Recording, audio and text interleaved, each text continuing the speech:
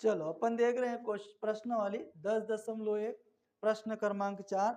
और प्रश्न क्रमांक 4 में हमको दिया गया है कि भुजा ए की वैल्यू 18 सेंटीमीटर, भुजा बी की वैल्यू 10 सेंटीमीटर और भुजा सी की वैल्यू आपको क्या करना है, निकालना है।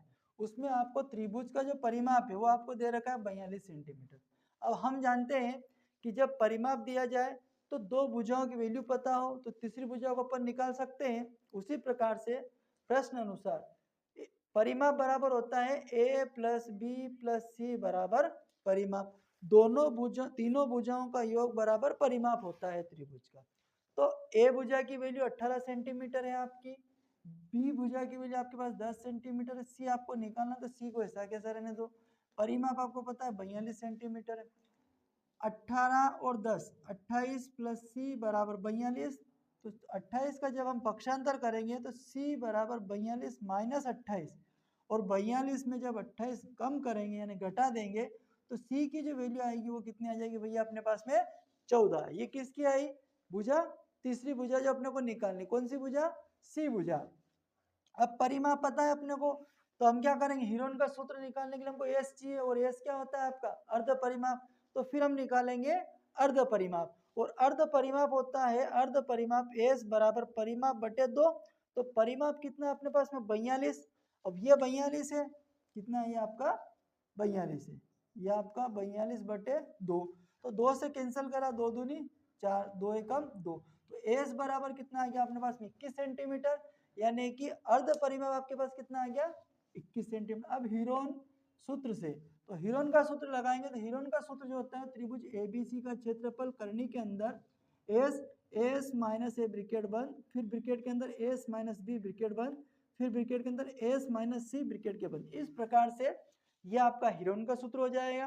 फिर हम क्या करेंगे, एस की वैल्यू हमने क्या करी निकाली है, तो एस की वैल्यू कितनी 21 सेंटीमीटर हमने रख दी। अब सी सॉरी ये एस है, एक एस तो ये वाला 21 रख दिया हमने यहाँ पे।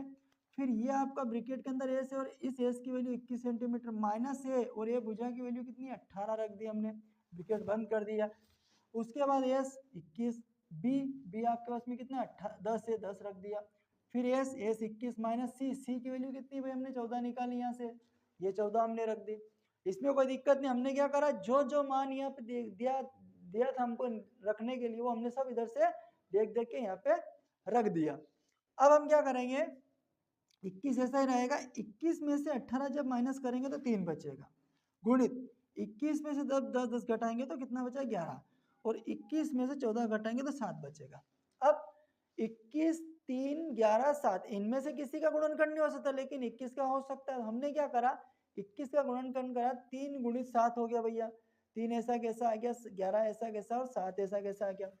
अब हमें क्या करना है, करनी में से जब बाहर निकल हमको पता है कि जोड़ा बनाना पड़ता है, और जोड़ा बनाना पड़ता है तो जोड़ा किसका सेम संख्याओं का बनता है। तो हमने क्या करा कि एक जोड़ा तो आपका बन गया यहाँ से 3 का, एक तो ये 3 वाला बन रहा, और एक बन रहा आपका 7 का, 11 सिंगल बच रहा है। इसलिए हमने क्या करा कि एक तो 3 को बाहर निकाला, एक जोड़ा बना के 3 को बाहर निकाल लिया अपनों ने, और एक जोड़ा बना के 7 का बाहर निकाला। 3 गुणित 7 करनी के अंदर अकेला 11 बच गया, 7 या 21 तो 21 करनी 11 सेंटीमीटर। इसके जो होगा आपका क्या होगा त्रिभुज का क्षेत्रफल। अतः त्रिभुज एबीसी का क्षेत्रफल 21 करनी 3 सेंटीमीटर होगा, याद रखना। उसके बाद एक आपको अर्ध परिमाप का फार्मूला होता है एस बराबर ए प्लस बी प्लस सी बटे 2।